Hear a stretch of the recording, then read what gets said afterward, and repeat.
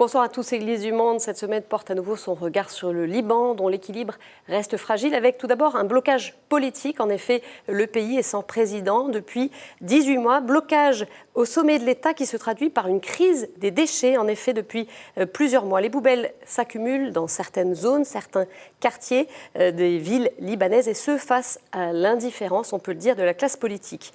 Et puis le Liban subit aussi les effets directs de la guerre en Syrie, accueillant plus d'1 million de réfugiés syriens sur son sol, soit un quart de sa population totale, avec les conséquences économiques, sociales que l'on développera dans cette émission.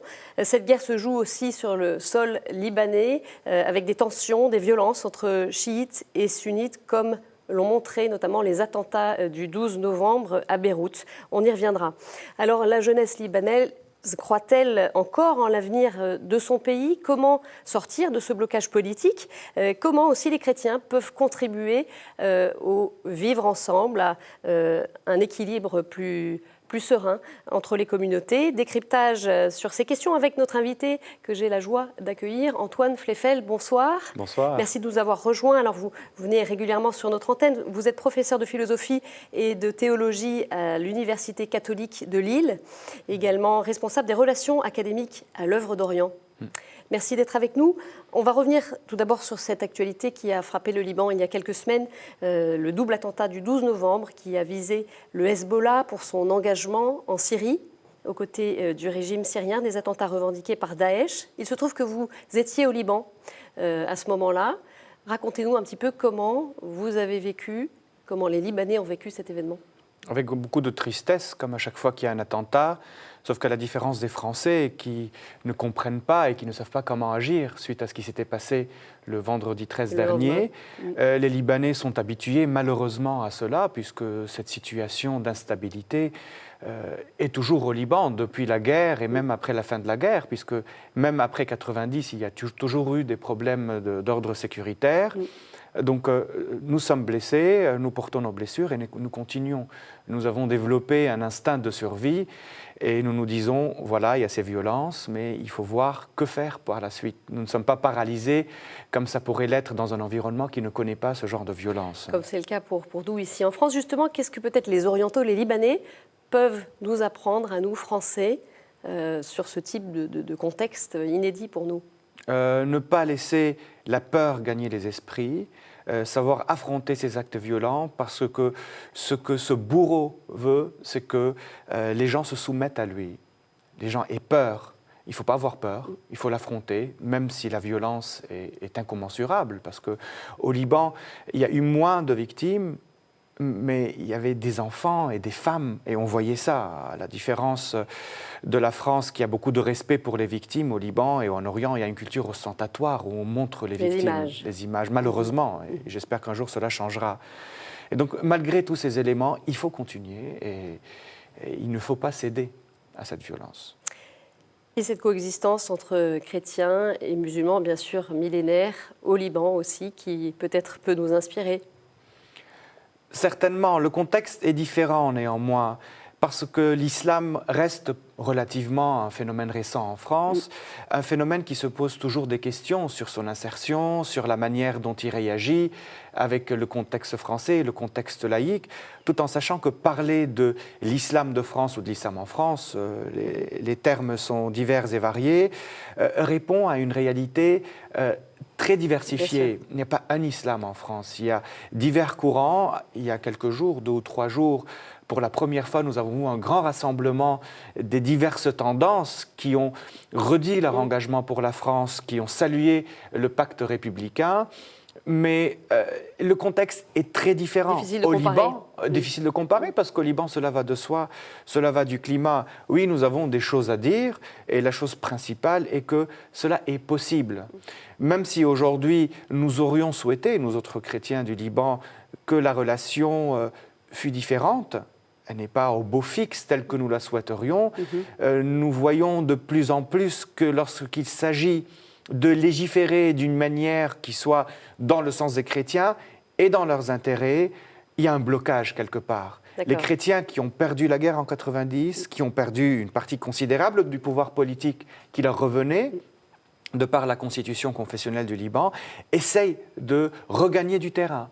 Et nous constatons bien que ces chrétiens, qui sont d'un côté ou de l'autre des grands partis politiques musulmans, qui donnent leur couverture, qui vont parfois très loin avec les sunnites ou avec les chiites, nous voyons bien que lorsqu'il s'agit de leurs intérêts, de leurs droits, il y a une certaine réticence. Et on se pose des questions, pourquoi ? Cela a eu lieu il y a quelques semaines, lorsque les deux grands blocs sunnites et chiites ont voulu légiférer sur des questions qui n'allaient pas dans les intérêts des chrétiens, qui cherchent à se repositionner d'une manière adéquate sur l'échiquier de la politique libanaise. Pourquoi cette résistance, selon vous ? Celle-ci est due au début de la création du Liban, donc de la constitution libanaise, parce que les chrétiens avaient l'avantage. Et en 1975, lorsque la guerre libanaise a éclaté, l'une des raisons pour laquelle cette guerre a éclaté, c'était vous, les chrétiens, vous avez plus de pouvoir que ce qu'il devrait y être, ce que vous devriez avoir. Parce que vous n'êtes plus majoritaire démographiquement, vous êtes à moins de 40%, vous n'avez pas le droit d'avoir tout ce pouvoir. Et même aujourd'hui, cet état d'esprit règne toujours, et l'islam politique, qu'il soit dans sa version chiite ou qu'il soit dans sa version sunnite, voudrait avoir la priorité, voudrait avoir le pouvoir, voudrait être majoritaire. Nous ne sommes pas dans une logique citoyenne, dans une logique démocratique dans le sens occidental du terme. Nous sommes dans une logique où chaque communauté veut avoir le dessus. Alors, pourquoi les chiites ou les sunnites laisseront tomber le pouvoir qu'ils ont actuellement, alors que face à eux, il y a une communauté chrétienne qui est toujours affaiblie, surtout à cause de sa division. Et c'est ce qui fait le plus du tort aux chrétiens. La division interne. La division interne des chrétiens. Il y a quelques semaines, lorsqu'il y a eu cette légifération, pour une première fois depuis très longtemps, depuis 2 décennies, les chrétiens se sont mis ensemble et ont dit non, ils ont réussi. Les projets de loi qu'ils voulaient faire passer au Parlement ont été évoqués. Expliquez-nous un petit peu justement, donc on parle de ce blocage politique qui perdure. En quoi, alors d'abord pourquoi, pour quelles raisons, et en quoi le contexte régional a un rôle sur cette situation ? Ce blocage politique dépend principalement des blocages régionaux, parce que les communautés libanaises ont des allégeances à l'extérieur et fonctionnent à partir de l'extérieur. Il n'est un mystère à personne que le Hezbollah dépend de la politique iranienne, malgré tout ce qu'on puisse en dire de sa libanisation, si je puis utiliser le terme, et que l'autre bloc musulman sunnite de Hariri dépend de la politique de l'Arabie saoudite. L'Arabie saoudite et l'Iran sont dans une guerre d'intérêt, dans une guerre d'influence dans la région. Et nous pouvons bien constater sur le sol irakien, sur le sol syrien et dans tous les événements qui ont lieu au Moyen-Orient, que ce soit sur le plan militaire, ou même sur le plan économique et surtout sur le plan diplomatique. Nous l'avions vu lors de la signature des accords du nucléaire entre l'Occident et l'Iran. Donc ces deux puissances sont en train de s'affronter. Et ces deux puissances utilisent toute leur influence pour que cet affrontement ait lieu dans tous les endroits où ils sont présents. Le Liban souffre de cette opposition. Pardon. Et tant que cette tension ou cette guerre ne finit pas, tant qu'il n'y a pas une issue, pacifique j'espère, ou diplomatique à cette guerre, le Liban souffrira toujours. D'accord. Et ce blocage, vous aviez évoqué les déchets, c'est une conséquence, mais le blocage est partout au Liban. À tous les échelons. Pas de président de la République, les institutions sont paralysées, même les appareils sécuritaires ne sont pas d'accord sur la manière d'agir parfois, mais ce blocage est ailleurs. Celui qui pense pouvoir trouver une solution au Liban à partir des Libanais est dans l'erreur. Il est impossible de le faire tellement les allégeances sont puissantes. Mais cela n'est pas un facteur nouveau. Les allégeances des communautés au Liban sont là depuis que le Liban existe. Sauf qu'avant, c'était différent. Et les chrétiens avaient quelqu'un pour les appuyer. Jadis, les chrétiens avaient la France, avaient l'Occident, ont eu les Américains pour les aider. Aujourd'hui, les chrétiens n'ont personne pour les aider.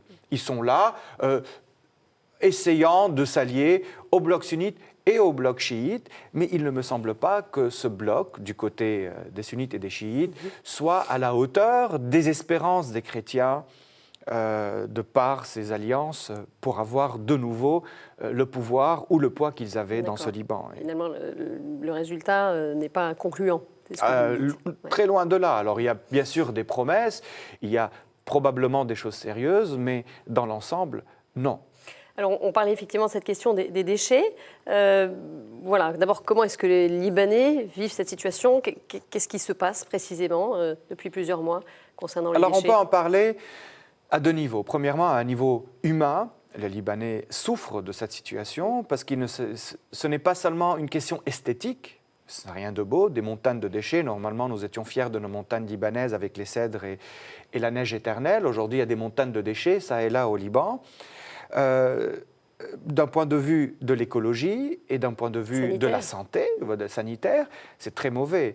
D'autant plus que les gens aujourd'hui sont en train de brûler les déchets. Donc ces montagnes sont en train d'être brûlées. Cela nuit non seulement à la santé, mais aussi à la sécurité, parce que parfois c'est sous des ponts et les ponts sont en train de prendre feu parfois. Et là, il y a une inertie politique, là. Une inertie politique totale, une paralysie. Il n'y a pas de volonté, il n'y a pas... Alors, ça fait plusieurs mois qu'on nous parle de la volonté d'en finir avec ce dossier, mais concrètement, il n'y a rien qui a lieu. Alors moi, je mets en doute cette volonté. Alors, comment un pouvoir politique qui n'arrive pas à résoudre un problème tellement fondamental et essentiel pour la vie des hommes peut être à la hauteur d'un pays ou du gouvernement d'un pays? Et là, c'est la grande question qu'on se pose. Donc, je parlais de deux niveaux. Le premier niveau est celui des gens qui souffrent de cela pour des raisons sanitaires et écologiques. Et le second niveau révèle les blocages qui existent au Liban. Les blocages qui cachent de la corruption, qui cachent du communautarisme. Et sur ce plan du blocage, il y a la question de l'allégeance politique des gens. Ce que je ne comprends pas, comment la majorité des Libanais peuvent accepter cela? Les gens ne sortent pas pour manifester contre cet élément, cet événement. Alors, bien sûr, il y a un petit groupe qui manifeste. C'est un groupe de jeunes, ce qu'on appelle la société civile, et qui ont comme slogan, entre guillemets, « vous puez ».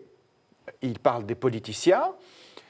Alors, ils manifestent, ils sont battus, ils sont quelques centaines, voire quelques milliers, mais pas plus. Ça ne crée pas un mouvement, mais alors, ce mouvement dit, sa thèse principale, tous les politiciens sont corrompus, et ils scandaient des affiches où il y avait la photo de tous les politiciens. Alors, la majorité des Libanais, ou une bonne partie des Libanais qui tiennent beaucoup à leur leader politique, refusent de s'y joindre parce qu'ils disent « Moi, je viens avec vous, mais vous enlevez la photo de mon leader. » Alors, si chacun veut enlever la photo de son leader, donc, en fin de compte, on n'aura personne. Le leader est plus important que la cause. Ah, bien sûr, le leader est plus important que tout. Et en fin de compte, quand un leader demande aux gens « Venez manifester pour montrer ma gloire, pour montrer que beaucoup de gens me suivent », ils descendent dans les rues par dizaines de milliers, voire par centaines de milliers, mais lorsqu'il est question d'une problématique humaine, il n'y a rien. Alors cela est révélateur aussi d'une crise qui est vécue parmi les Libanais sur le plan de la citoyenneté, parce qu'on ne se sent pas appartenir à un pays parce qu'il est le nôtre, mais on appartient à notre communauté religieuse et à notre parti politique. Et c'est ce qui nous détermine, et c'est pour cela que beaucoup de théologiens, de penseurs, de philosophes, de théologiens ont protesté en disant « Quand est-ce que le Liban sera le pays des droits de l'homme, un pays citoyen où l'allégeance est pour l'homme et pour la patrie, et non pour la communauté, ou pour une classe politique, ou pour un politicien, qui d'ailleurs tous ont été responsables de la guerre libanaise, ou étaient acteurs de la guerre libanaise. Ce sont les mêmes. Ce sont les mêmes. » Une fois qu'on a dressé un peu ce constat, on peut se poser aussi la question de perspective et peut-être de certains acteurs dans le pays qui essayent au contraire d'avancer, de construire. Je pense en particulier au secteur de l'enseignement catholique. Alors justement, vous nous apporterez un petit peu votre regard sur cette question-là. Voilà, que peut apporter l'éducation catholique aux jeunes Libanais, à la jeunesse qui est l'avenir de ce pays? Eh bien, on écoute le point de vue du père Antoine-Pierre Nacad, qui est économe provincial des Lazaristes. Il a dirigé pendant plusieurs années le grand collège Saint-Joseph à Antoura. Les enfants sont perturbés, les familles sont perturbées, et il y a une grande peur au niveau sécuritaire. Ce qui fait que nous sommes obligés, et nous vivons vraiment dans une tension perpétuelle, nous sommes obligés de toujours veiller à la sécurité des enfants. Nous avons toujours peur qu'il y ait une explosion, qu'il y ait une attaque, qu'il y ait un attentat quelconque, d'où une peur bleue et perpétuelle qui nous habite. Et obligatoirement, ça se ressent. Nous essayons de ne pas le montrer, mais nous sommes des êtres humains et parfois ça peut se ressentir dans notre façon d'être, si vous voulez. Nous faisons appel à des sociétés privées. Nous sommes obligés. Si je parle du collège d'Antoura, vous avez au moins une vingtaine d'agents de sécurité qui appartiennent à une société privée, bien sûr, qui sont là, 24 heures sur 24, dans et autour du collège. Et ce souci est partagé par toutes les écoles. Et chaque école, à son niveau, si vous voulez, selon ses moyens, fait appel à une société ou bien engage des agents elle-même. Donc on le voit bien qu'effectivement la sécurité est dans tous les esprits et dans les écoles au Liban. C'est une quête qu'a le Libanais, être en sécurité. C'est ça un pays qui était en guerre et qui est toujours dans une situation peu favorable à la sécurité des citoyens. Donc on essaie de se protéger partout. Et l'école peut y contribuer aussi. À la sécurité, oui, à travers des agents de sécurité. Mais je voudrais rebondir sur cette question des perspectives du Liban, puisqu'il est question d'éducation et d'enseignement. D'un point de vue politique, les choses paraissent assez moroses, assez sombres. On se demande quels sont les horizons du Liban dans le cadre de ce blocage.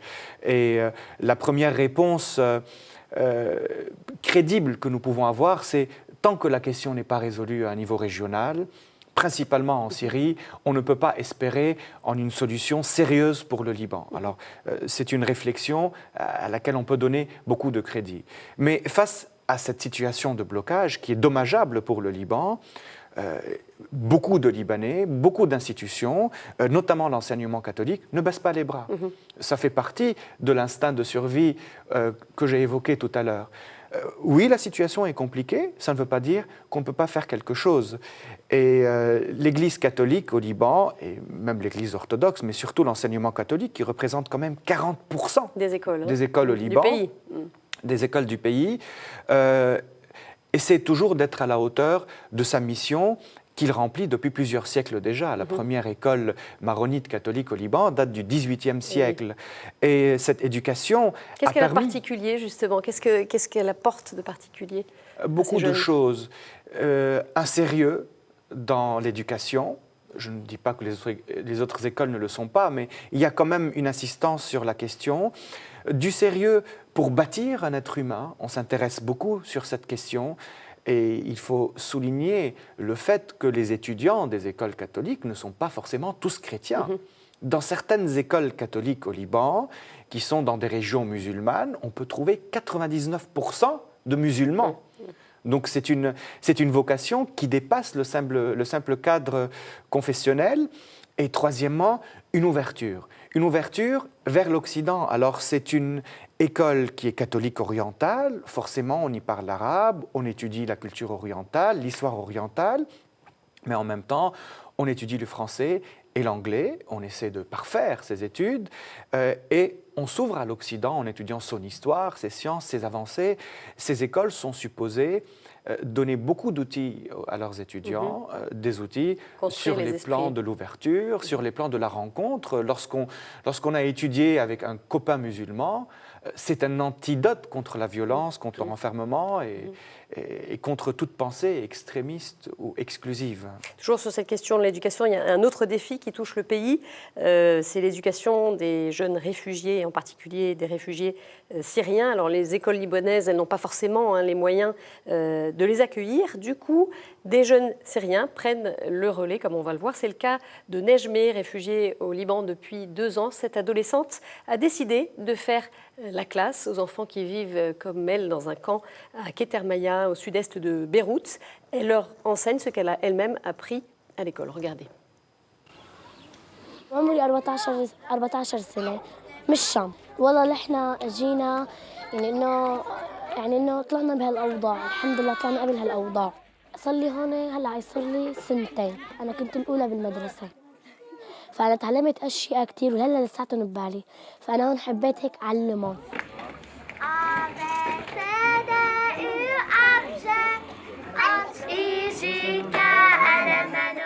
بعلمهم علوم رياضيات انجليش يعني كل الاشياء عم درسهم اللي أنا قدرانة عليهم. حابة أدرسهم لأنه أخذ عند رب العالمين حسنة ولا يتعلموا حسب إنه الدرس بدي أعطيهم على قده، على أساس إنه أعطيهم إملاء بس ما في دفاتر، أعطيهم إملاء وظيفة. كنا قاعدين نحن هون بخيمة بس يعني إنه تدلف علينا وهيك شغلات، فهلا هون عم بعلمهم ما بدي روح عليهم هون جمعة وسبت عطلة عندهم.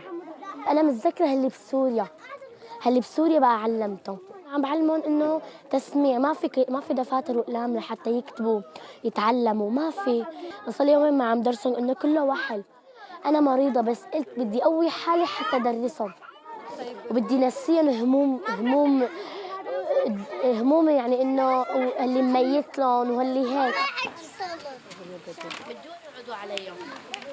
Voilà, ça traduit bien sans doute la grande complexité, la difficulté d'accueillir ces réfugiés syriens, évidemment, et notamment dans les écoles libanaises. Qui n'ont pas les structures nécessaires pour pouvoir en accueillir beaucoup. Il y a beaucoup d'écoles, qu'elles soient catholiques ou des écoles de l'État, et même des écoles musulmanes qui accueillent des réfugiés. Mais déjà, la plupart des écoles sont en sureffectif, avec des classes remplies. Alors, si dans des classes de 30, il faut encore ajouter 30 autres élèves, cela devient impossible. Donc, malheureusement, des structures de fortune comme celle-ci doivent être faites. Et le témoignage est très touchant. Et montre la volonté de vie qui existe chez beaucoup d'Orientaux qui, malgré la situation de guerre et la situation de folie meurtrière, veulent continuer. Le pays est débordé par ce qui se passe avec cet afflux des réfugiés syriens aujourd'hui? Pas tellement que ça dépend des régions, mais pour les grandes villes, on ne fait pas attention à cela, même si l'on constate qu'il y a plus de voitures syriennes, qu'il y a un peu plus de monde que l'on ne connaît pas. Mais ces réfugiés sont dans des régions qui, pour la plupart, se situent à la frontière entre le Liban et la Syrie, ce qui malheureusement est mauvais pour eux parce que ce sont des régions très dures. Donc il fait très chaud durant l'été, il fait très froid durant l'hiver. Et malheureusement, il n'y a pas de solution pour le moment à ces personnes-ci. La jeunesse libanaise, elle croit encore en l'avenir de son pays? Ça dépend des personnes. Ce qui est sûr, c'est que beaucoup y sont attachés. Certains ont le rêve de l'Occident en croyant qu'en Occident, les perspectives vont être très larges. Beaucoup sont déçus. Certains reviennent.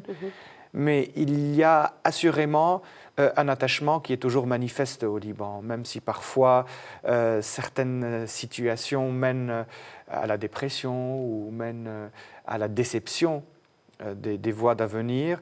Oui, il y a surtout un attachement palpable de cette jeunesse qui parfois doit voyager pour pouvoir trouver des perspectives, parce que pour certaines formations, le Liban ne peut pas offrir des postes ou ne peut pas offrir du travail. Et donc, la jeunesse doit voyager et émigrer. Mais pardon, ceux qui émigrent, et c'est quelque chose qu'il faut souligner, gardent un lien très fort avec la mère patrie. La diaspora libanaise, d'ailleurs, qui est plus importante numériquement que la population. Largement. On parle de 10 à 15 millions de Libanais en diaspora qui sont pour leur majorité des chrétiens, alors que le Liban, c'est 4 millions et quelques d'habitants, dont 1,5 million de chrétiens. Justement, ces chrétiens, voilà, en quoi est-ce qu'ils peuvent contribuer à un vivre ensemble plus fort aujourd'hui? À travers le dialogue, à travers l'ouverture, parce que le monde musulman aujourd'hui subit la violence des idéologies politiques qui le traversent, que ce soit des idéologies ayant comme source le salafisme ou le wahhabisme ou les frères musulmans ou une certaine pensée chiite. Cette violence idéologique oppose les populations musulmanes, mais d'une manière très violente. Les chrétiens sont là pour essayer de proposer d'autres voies, qui sont des voies de dialogue, qui sont des voies de rencontre, et surtout des voies de l'acceptation de la différence, parce que ces idéologies que j'évoque, surtout les 3 premières, refusent toute différence, parce que toute différence est mauvaise pour eux. Alors les chrétiens qui ont l'expérience de la diversité à travers tout le courant de pensée qui traverse la théologie chrétienne, l'expérience de l'Occident, toutes les mutations qui ont eu lieu dans l'Église, notamment après le Concile Vatican II, mais même aussi les théologies protestantes qui ont contribué à la modernité et à l'ouverture. Donc les chrétiens peuvent apporter tout cela sur le contexte de la violence pour proposer une issue qui est celle du dialogue. Parce que l'antidote à la violence, c'est le dialogue. Nous n'avons pas le choix. Il faut dialoguer ensemble. Et c'est possible. Beaucoup de gens le prouvent. Beaucoup d'associations au Liban le prouvent. Et les milieux scolaires aussi montrent que ces chrétiens et ces musulmans peuvent grandir ensemble, étudier ensemble, sans que forcément les idéologies politiques qui sont en action chez les uns et les autres soient déterminants pour leur vivre ensemble. Merci beaucoup Antoine Fleffel pour votre regard, votre analyse sur la situation au Liban de ces derniers mois. Une émission bien sûr que vous pouvez retrouver sur kto.tv.com. Très belle soirée à tous. Au revoir.